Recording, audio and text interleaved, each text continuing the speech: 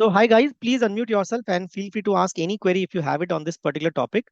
I do see that one of the question is tier 0 and tier 1 is shuffled. Yes, so see, I mean, it's again a design discussion goes on. You can connect your segment directly to tier 0 gateway or you can connect your segment to tier 1 gateway. So the best practices is in a production environment, you always go and connect your tier 0 gateway to a segment. Hey, sorry, you always connect your segments. This is the best architecture, what you will see in most of the deployment, where your segment will be connected to tier 1 gateway, tier 1 gateway will be connected to tier 0 gateway, and the packet will be going out. In the HOL, that's the reason I was saying that, right? A lot of people don't use HOL because they don't have a right understanding. The concepts are broken, and that is where they get messed up with the HOL environment, and they don't even know how to use HOL, right?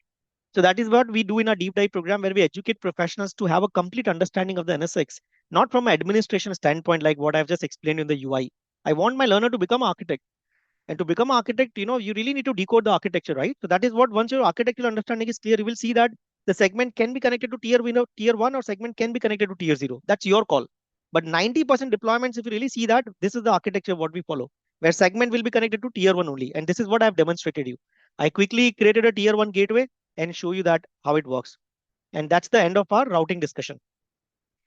Any question on this topic, guys, before I move on to the last topic of our discussion is Yes, microsegmentation. sir. Actually, earlier you configured the segment IP address by manually, right? Like on the Correct, previous correct, trend. Yeah. correct, But now when you reboot the VM, it got IP address correct, from the correct. segment, right? So how DSCP, it right? yeah, DSCP. So No, you configure they are DSCP DSCP on the services. app No, segment? we don't configure DSCP. No, no, no. So there is a DSCP services. We have a DSCP services, DNS services, VPN services, load balancer services, NAT services, right? Mm-hmm, mm-hmm, So mm-hmm. on that particular segment, DSCP server is by default configured. Oh, by default. So Okay. yeah, by default, I mean, when I say by default means basically in the We have to HOL configure. itself, right? Yeah. We have to configure. We have to Yeah. configure it. Okay. Okay. So Okay. in the HOL, obviously, I cannot go and explain you the DSCP services and DNS services right there, right? So Yeah. that's the Understood, sir. scope Yeah. of the workshop, right? So Okay. yeah, Yeah. that's how. So And one you more have to thing, like configure the services. Yeah. yeah, when we connect one VM to the different segments, look, which segment will it take for north-south traffic? Sorry, I didn't get your question. What is So the question? VM, can you go to the diagram? Like, there is a one VM and Mhm. uh, This one? not here, sir. This one, no, in the back one. I didn't have any other diagram actually. In the Mhm. virtual switching. Virtual switching. Okay. Yeah, yeah. Here, This VM1 one? is configured with a different uh, segment one and segment two. Correct. So, And if you if you VM1 and VM2 connected to same segment in this no, no, example. no. No. I'm just saying like in the Oh, practical, you are talking about hypothetical scenario, right? yeah. Okay, let me just draw that then. So this is Okay. my NSX segment one. Let's say this is my segment. I have to create two different segments, right? Yeah, two different segments, and we configured two different segments to the VM1 only with the two different VNICs.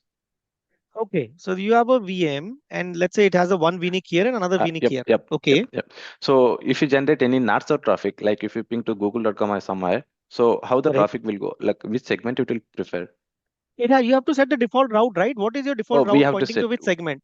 You have Okay, to define okay. inside the VM, right? What is the gateway? It could be if this segment has a tier 1 gateway which has a connectivity to tier 0, then this should be your default gateway for the internet traffic. Yeah, You need to even configure segment it two is in. connected to T1. In this Correct. one, segment two is also Yeah, connected to T1. Uh, correct.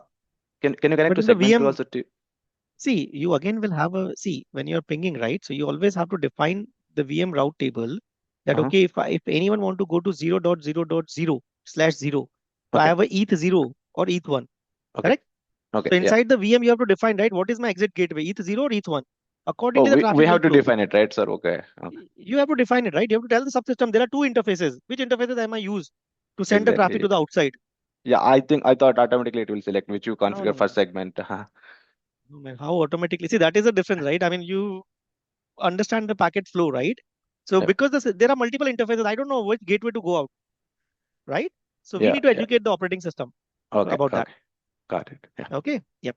Got it, sir. Thank Any you. more questions, guys, on this topic before we move on to? I think we are running out of time actually. So let's quickly go to the last topic of our discussion,